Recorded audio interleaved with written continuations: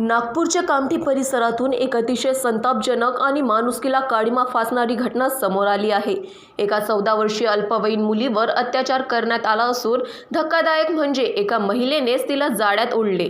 मिळालेल्या माहितीनुसार मंगळवारी सायंकाळी ही घटना घडली। पीडितेच्या आई कामावरून घरी परतल्यावर मुलगी घरी नसल्याचे लक्षात आले।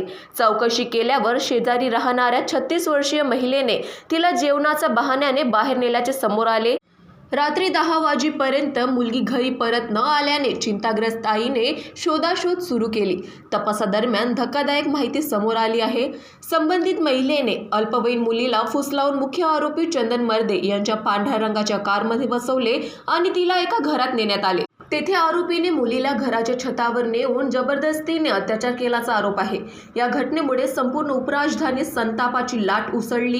पीडितेच्या आईने दिलेल्या तक्रारीवरून पोलिसांनी तत्काळ गुन्हा नोंदविला। आरोपी विरुद्ध भारतीय न्याय संहिता म्हणजेच BNS आणि पॉक्सो कायदा 2012 अंतर्गत विविध कलमांनुसार गुन्हे नोंदवण्यात आले आहे। Bureau report NTV 24।